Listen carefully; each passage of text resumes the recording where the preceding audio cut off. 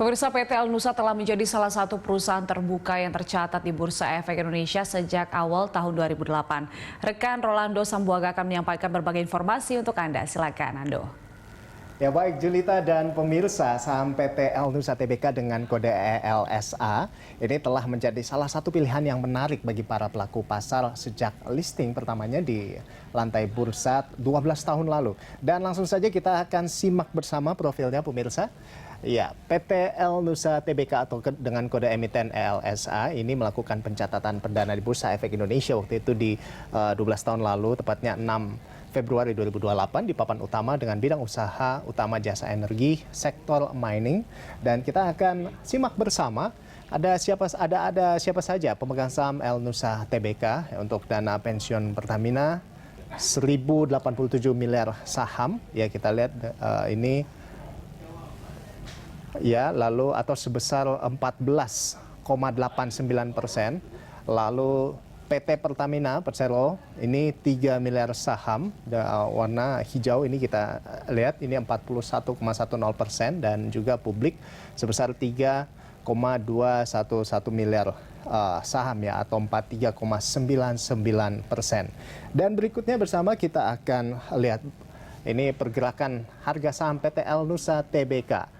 Ya, di awal tahun kita lihat di Januari berada di posisi atau di level 330 per saham. Nah, ini ketika masuk di Maret pandemi COVID-19 itu langsung turun cukup dalam, yaitu sampai di level 129, lalu kemudian rebound ya, dan terus bergerak fluktuatif dan sempat di posisi yang cukup tinggi waktu itu pada Agustus di Rp250 per saham. Sempat mengalami penurunan kembali di September, namun di perdagangan kemarin pada 7 Desember 2020 kita saksikan saat ini sudah berada di level 368, bahkan lebih tinggi dari level atau di awal tahun ya, daripada Januari. Itu posisi paling tingginya saat ini di Rp368 per lembar saham. Dan demikian yang bisa saya sampaikan, kembali ke Anda Julita Talombanua. Baik, terima kasih Rolando untuk informasinya. Dan pemirsa, kita lanjutkan dialog kita masih bersama dengan CFO dari El Nusa, Pak Heri. Pak Heri, kalau dilihat pada bulan Maret itu memang sempat anjlok saham El Nusa, tapi ada sedikit juga penurunan dari Agustus ke September ke harga 199 ataupun di bawah 200 nih. Sebenarnya apa yang terjadi di El Nusa? Ya, mungkin market melihat kondisi harga minyak yang belum stabil itu mengakibatkan investor sedikit ragu-ragu di sektor ini mungkin ya Pak Julita. Tapi dengan kesininya sektor industri ini semakin bagus, kembali kepercayaan publik atau kepercayaan investor ke sektor mining ini menjadi lebih bagus. Dan saya lihat beberapa emiten yang lain juga terkerek naik. Selain kalau Elsa, mungkin investor akan percaya bahwa El Nusa sebagai bagian dari Pertamina Group, di mana bisnis oil and gas yang dikelola oleh Pertamina masih merupakan industri yang dominan di Republik ini, mengakibatkan kepercayaan terhadap Elsa semakin hari semakin bagus. Dan itu tercermin dari harga saham yang mudah-mudahan di akhir tahun ini bisa kembali ke harga seperti IPO semula. Oke, Pak Heri, kalau Anda menjelaskan tadi bahwa beberapa pekerjaan sebenarnya sudah dikunci hingga akhir tahun 2020 ini. Tapi untuk aksi korporasi tahun depan yang mungkin bisa menjadi strategi dari El Nusa sendiri seperti apa? Baik, di tahun 2021 ada salah satu momen yang paling penting adalah beralihnya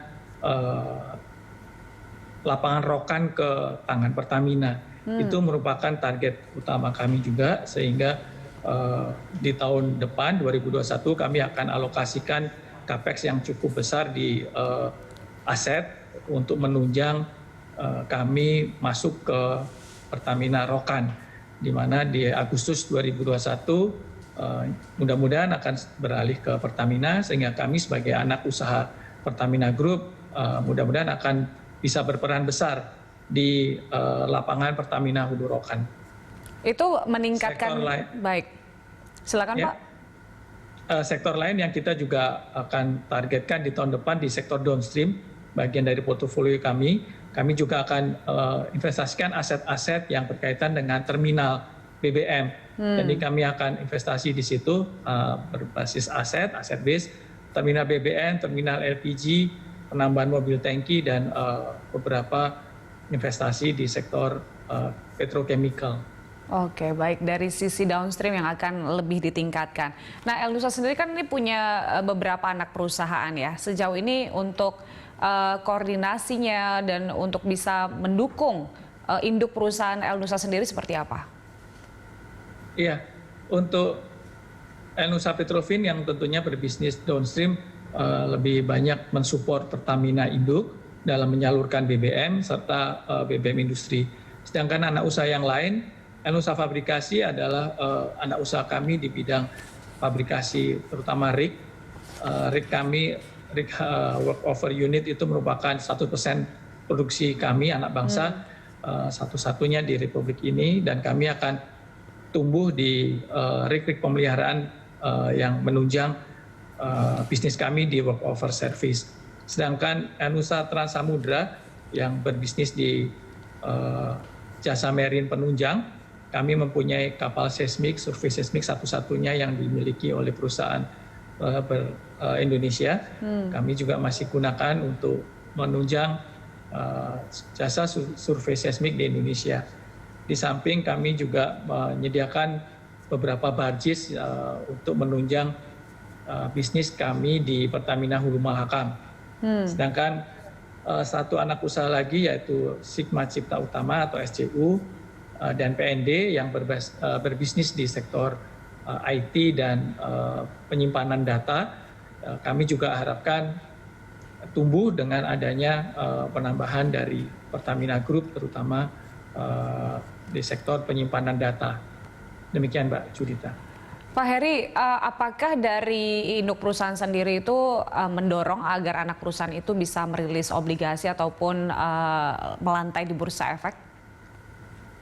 Sampai saat ini memang kami belum merencanakan itu karena memang kebutuhan pendanaan masih kami support dari El Nusa Induk, terutama kemarin kami mengeluarkan sukuk di bulan Agustus sebesar 700 miliar dan kemungkinan tahun depan kita akan keluarkan yang seri kedua.